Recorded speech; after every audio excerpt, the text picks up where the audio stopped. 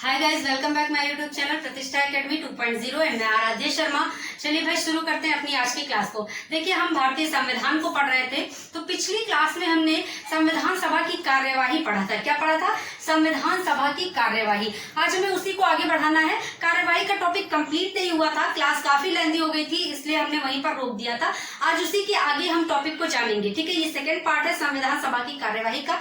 तो आप उसी तरह हेडिंग डाल लीजिए, संविधान सभा की कार्यवाही। दिख रहा है? बिल्कुल, संविधान सभा की कार्यवाही। ठीक है, चलिए उसी का सेकंड पार्ट है। वहां पर हमने अधिवेशन पढ़े थे भाई। संविधान सभा की कार्यवाही में हम बैठकें पढ़ रहे थे। पहली बैठक कब हुई, मतलब पहला अधिवेशन कब हुआ, दूसरा अधिवेशन कब हुआ, तीसरा अधिवेशन कब हुआ, चौथा अधिवेशन कब हुआ, और ये चार अधिवेशन जो जरूरी वाले थे, जिनमें इंपॉर्टेंट काम किए गए, जो पूछे जाते, सारे के सारे हमें नहीं पढ़ने हैं। टोटल 12 अधिवेशन हुए, मतलब 12 बैठकें हुई, सारी हमें नहीं पढ़नी, हमें इंपॉर्टेंट पढ़नी है। ठीक है, तो वहां पर हमने पहली, दूसरी, तीसरी और चौथी जो की जरूरी थी वो पढ़ ली थी। हमने जान लिया था कि पहली बैठक में अध्यक्ष किसे बनाया गया, डॉक्टर सच्चिदानंद सिन्हा को अस्थायी अध्यक्ष बनाया गया। दूसरी बैठक में डॉक्टर राजेंद्र प्रसाद को स्थायी अध्यक्ष बनाया गया।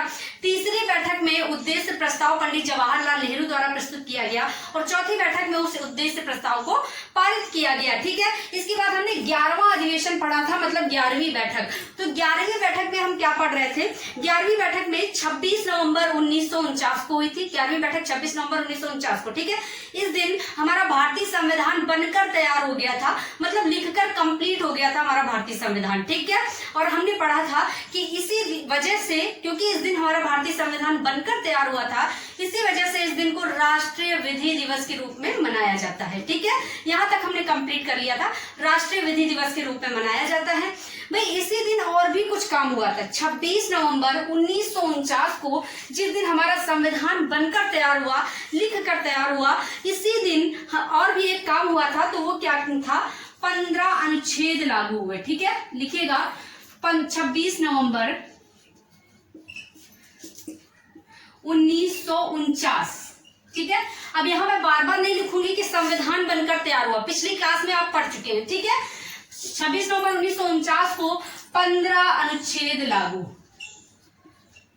15 अनुच्छेद लागू। ठीक है, 15 आर्टिकल्स लागू हुए। ये कौन कौन से आर्टिकल्स थे? तो भाई जान लीजिए, इसी के नीचे लिख लीजिए, अनुच्छेद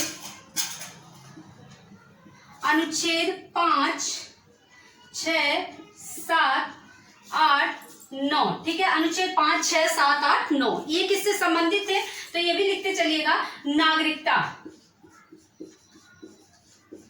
ठीक है भाई, जब संविधान बनकर तैयार हुआ तो जिन जिन चीजों की जरूरत ज्यादा लगी, वैसे वो आर्टिकल्स लागू कर दिए गए उसी दिन। ठीक है, नागरिकता की जरूरत थी भाई, नागरिकता कैसी है, भारत के लोगों को कैसे रहना है, ये चीज तो पहले डिसाइड होगी ना। तो 15 अनुच्छेद जो लागू हुए, उसमें से इंपॉर्टेंट वाले, जैसे कि नागरिकता से रिलेटेड 5, 6, 7, 8, 9 ये लागू कर दिए। ठीक है, इसके बाद अनुच्छेद, ऐसे डैश करते चलिएगा, अनुच्छेद 60। ठीक है, 60 ये किससे संबंधित है? राष्ट्रपति। ठीक है, राष्ट्रपति भी जरूरी है, तो इसलिए ये वाला आर्टिकल भी लागू कर दिया गया।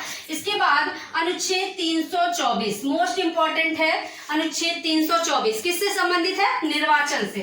तो भाई लिख लीजिएगा यहाँ पर, निर्वाचन।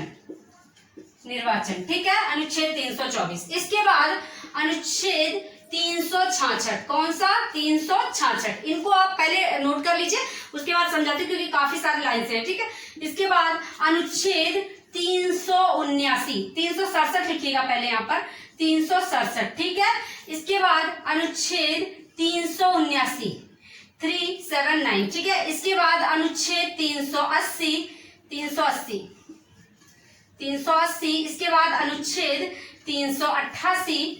इसके बाद अनुच्छेद 391, 392 एंड 393। ठीक है। ये 15 आर्टिकल्स जो है उसी दिन लागू हो गए। देखिए 1 2 3 4 5 6 7 8 9 10 11 12 13 14 15, ठीक है। ये 15 आर्टिकल्स उसी दिन लागू कर दिए गए जिस दिन संविधान बनकर तैयार हुआ। नागरिकता से रिलेटेड, राष्ट्रपति से रिलेटेड, निर्वाचन से रिलेटेड और अस्थायी संक्रमणकालीन उपबंधों से रिलेटेड। अस्थायी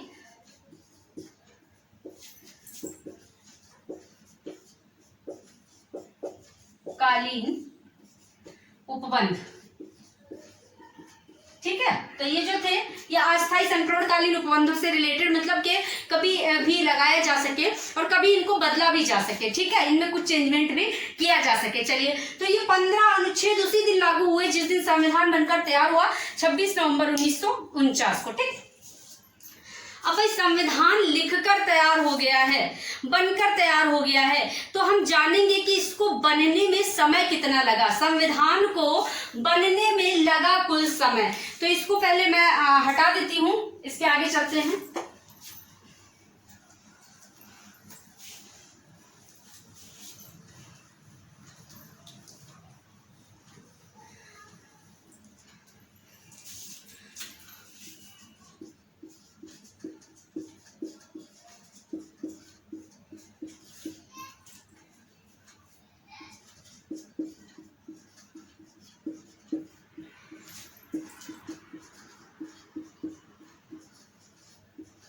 कुल समय, तो ये कितना समय लगा भाई? 2 वर्ष 11 माह 18 दिन। कितना टाइम लगा?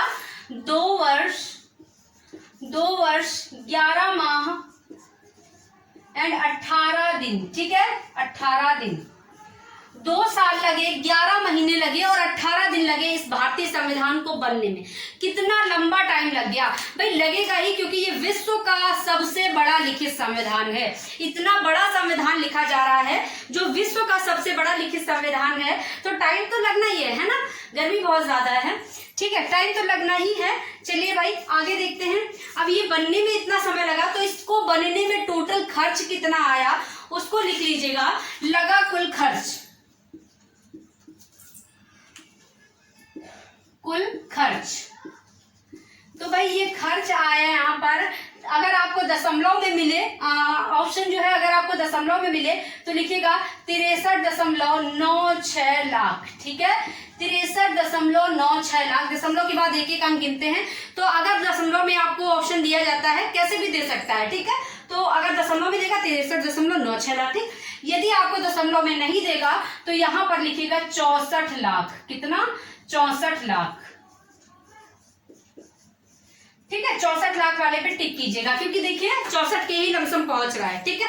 64 लाख का खर्च आया संविधान को बनने में। उस समय देखिए कितना खर्च आया, 64 लाख। कितनी बड़ी रकम लगेगा ही, क्योंकि भाई कितने सारे देशों के संविधान का अध्ययन किया गया, लगभग 60 देशों के संविधान का अध्ययन किया गया। कितने सारे लोग थे, उनको तो सैलरी दी गई ना। संविधान सभा में जितने लोग थे उनको भी पैसे दिए गए उनके काम के, और जो नींव वगैरह मंगवाई गई, विदेशों से मंगवाई गई संविधान को लिखने के लिए, तो सारी चीजों में खर्च तो लगता ही है ना।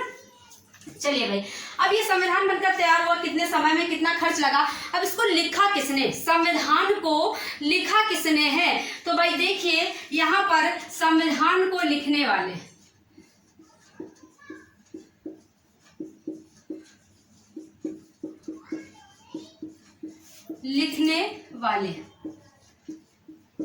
देखिएगा, प्रेम बिहारी नारायण रायजादा। कौन?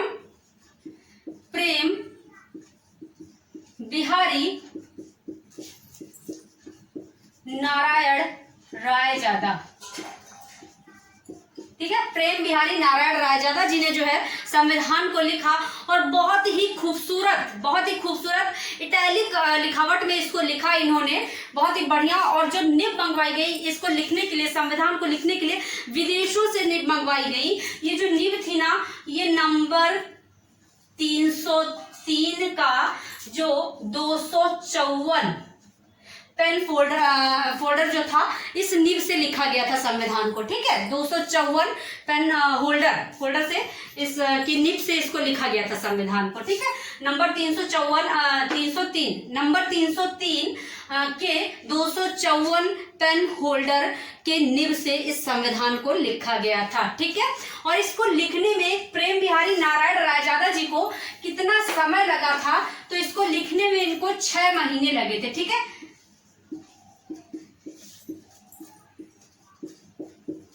संविधान को लिखने में इन्हें टोटल टाइम जो है 6 महीने लगे।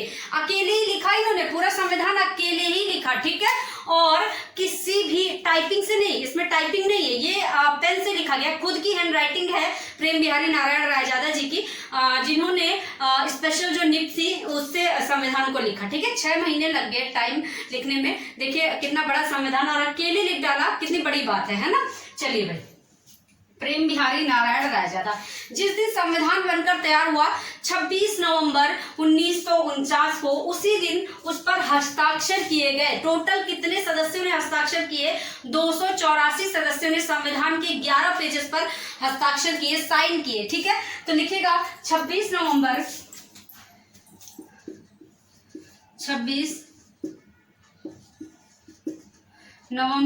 1949 को 284 लोगों ने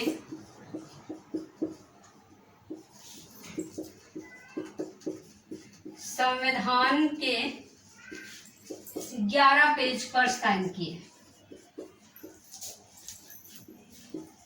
साइन, ठीक है, 11 पेजेस पर साइन किए। और देखिए इस पर साइन करते समय इन लोगों ने क्या कहा, संविधान पर साइन करते समय इन सभी लोगों ने कहा, बता दे रही हूं, लिख भी दूंगी, समझ लीजिएगा क्या कहा इन लोगों ने। आज 26 नवंबर 1949 को हम इस संविधान को एतत् द्वारा, क्या कहा, आज 26 नवंबर 1949 को इस संविधान को, आज 26 नवंबर 1949 को एतत् द्वारा इस संविधान को अंगीकृत, एतत् द्वारा मतलब अपने द्वारा, ठीक है, अंगीकृत, आत्मर्पित मतलब खुद को अधिनियमित करते हैं, मतलब कि अडॉप्ट करते हैं, सौंपते हैं। ठीक है, तो इस तरह के शब्द कहे गए। देखिए यहां लिख लीजिएगा, साइन किया और कहा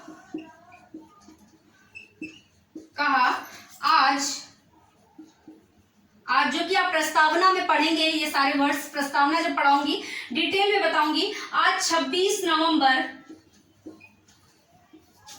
1949 को एतत् द्वारा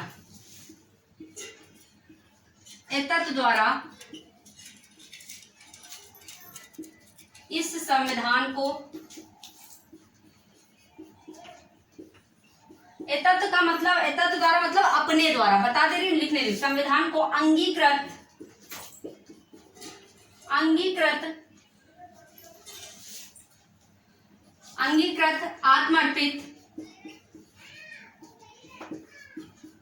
आत्मर्पित मतलब अपने आप को, ठीक है,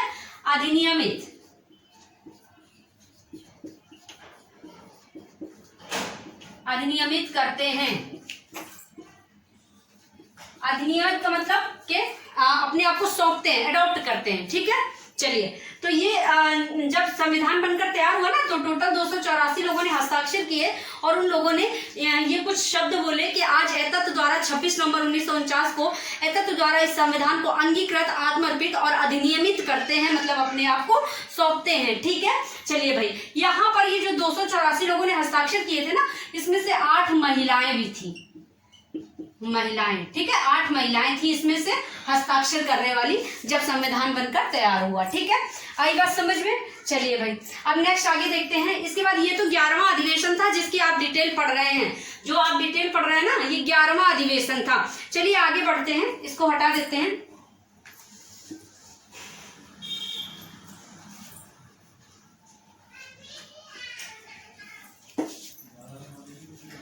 चलिए भाई, इसके बाद आते हैं 12वां अधिवेशन। 12वां अधिवेशन जो कि लास्ट है, 12 अधिवेशन टोटल हुआ, तो 12वां अधिवेशन यहाँ पर लिखिएगा, 12वां अधिवेशन।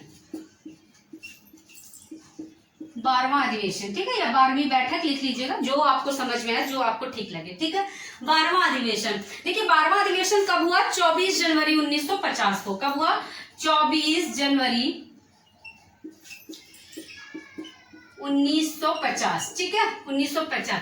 इस दिन क्या काम हुआ? सभी अधिवेशनों में हमने काम जाने हैं कब क्या क्या काम हुए हैं, तो इस दिन क्या काम हुआ? इस दिन देखिए डॉक्टर राजेंद्र प्रसाद को भारत का पहला राष्ट्रपति बनाया गया, ठीक है। डॉक्टर राजेंद्र प्रसाद को भारत का पहला राष्ट्रपति बनाया गया, तो यहाँ पर लिखेगा डॉक्टर राजेंद्र प्रसाद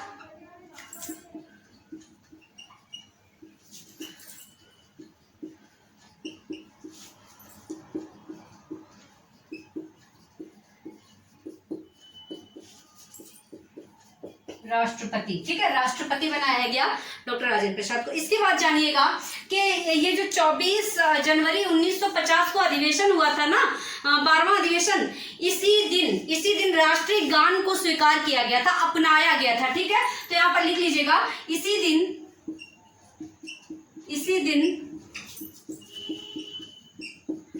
राष्ट्रीय गान को अपनाया गया, ठीक है, राष्ट्रीय गान को अपनाया गया। देखिए हालांकि राष्ट्रीय गान जो है ये सबसे पहले गाया कब गया था, तो ये 27 दिसंबर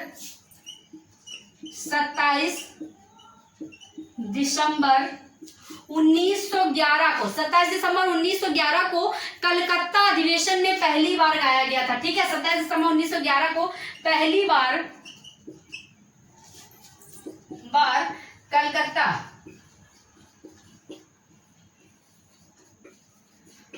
अधिवेशन में गाया गया, ठीक है, 27 दिसंबर 1911 को पहली बार कलकत्ता अधिवेशन में ये गाया गया था, और इसके बाद 24 जनवरी 1950 को राष्ट्रीय गान को अपनाया गया, ठीक है। आई बात समझ में? और यहाँ पर डॉक्टर राजेंद्र प्रसाद को भारत का पहला राष्ट्रपति बनाया गया। हो गई टोटल 12 बैठकें, ठीक है, काम सारे हो गए हैं। अब केवल संविधान को लागू करना है, ठीक है। संविधान लागू कब हुआ? तो देखिए भाई, संविधान लागू हुआ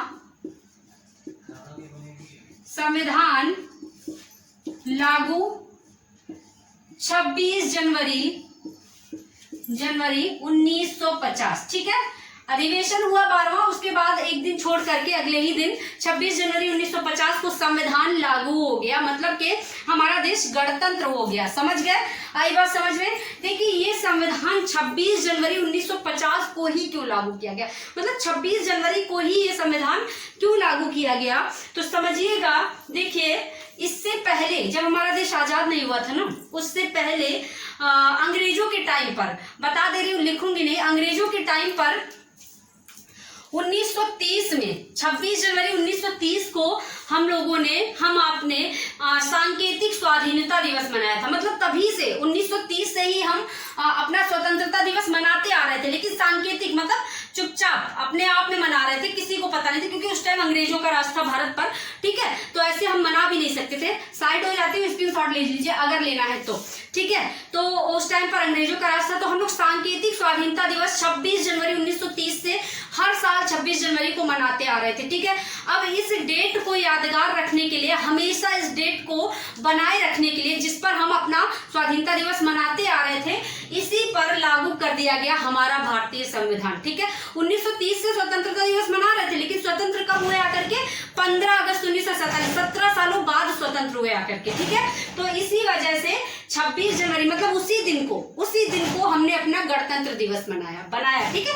और गणतंत्र दिवस 26 जनवरी को ही मनाया जाता है, ठीक है। आई बात समझ में? चलिए भाई, तो ये चीजें आपकी कंप्लीट होती हैं और संविधान बनकर तैयार हो गया। किसने लिखा इस संविधान को ये भी आपने जान लिया, और कितने अधिवेशन हुए, सब कुछ। 2 पॉइंट्स छूट गए हैं, जिनको आप देख लीजिए। 2 पॉइंट्स देखिए, संविधान सभा के उपाध्यक्ष किसको बनाया गया था? अध्यक्ष तो आप लोगों ने जाना, अस्थायी अध्यक्ष भी जाना डॉक्टर सच्चिदानंद सिन्हा, स्थायी अध्यक्ष भी डॉक्टर राजेंद्र प्रसाद। अस्थायी अध्यक्ष किसे बनाया गया? तो यहाँ पर लिख लीजिएगा,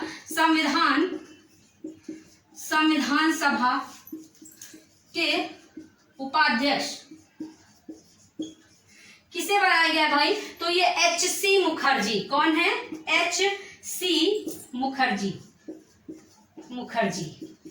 HC मुखर्जी, इनका पूरा नाम हरेंद्र कुंवर मुखर्जी, ठीक है, हरेंद्र कुंवर, कुमार नहीं है, कुंवर है, ठीक है, कुंवर मुखर्जी, ठीक है। इन्हें संविधान सभा का उपाध्यक्ष बनाया गया, हरेंद्र कुंवर मुखर्जी को।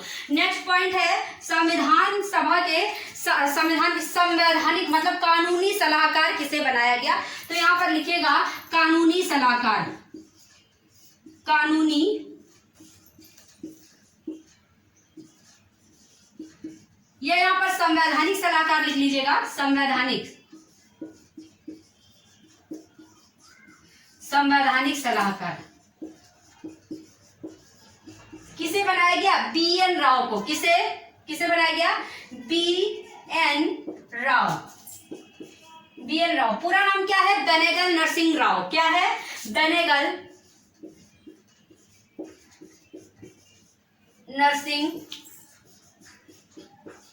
नरसिंह राव, ठीक है, बेनेगल नरसिंह राव। एक चीज इनके बारे में जान लीजिए, ये जो बेनेगल नरसिंह राव है ना, बहुत ही ज्यादा टैलेंटेड बंदे थे, बहुत ही बुद्धिमान बंदे थे ये बेनेगल नरसिंह राव। देखिए हुआ क्या था, पहले भीमराव अंबेडकर जी, जिनको संविधान का जनक कहा जाता है, पिता कहा जाता है, ये संविधान सभा के सदस्य थे। लेकिन जब हमारा देश आजाद हुआ ना, संविधान तो पहले से लिखा जा रहा था, जब हमारा देश 1947 में आजाद हुआ तो बंटवारा हुआ, और जो भीमराव अंबेडकर जी थे ये पहले बंगाल की सीट से थे, पूर्वी बंगाल बाद में कहाँ चला गया, पूर्वी पाकिस्तान में, मतलब कि बांग्लादेश में, ठीक है, जो आज बांग्लादेश है उसे पूर्वी पाकिस्तान। बंटवारा हुआ, एक इधर पाकिस्तान और जो मुस्लिम इधर वाले थे उनको पूर्वी पाकिस्तान दे दिया गया, मतलब कि बांग्लादेश दे दिया गया।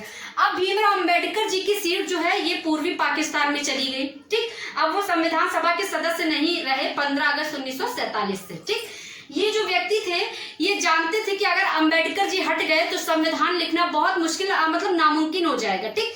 इन्होंने डॉक्टर राजेंद्र प्रसाद को फोर्स किया, कहा कि भाई अंबेडकर जी को कैसे भी करके संविधान सभा में लाइए, चाहे कैसे भी लाइए, ठीक। फिर क्या हुआ, बंबई की सीट पर MR जयकर जी थे, उन्होंने किसी रीजन से इस्तीफा दे दिया, उनकी सीट पर भीमराव अंबेडकर जी को लाया गया, बंबई की सीट पर, ठीक है। इस तरह से भीमराव अंबेडकर जी संविधान सभा के सदस्य बने।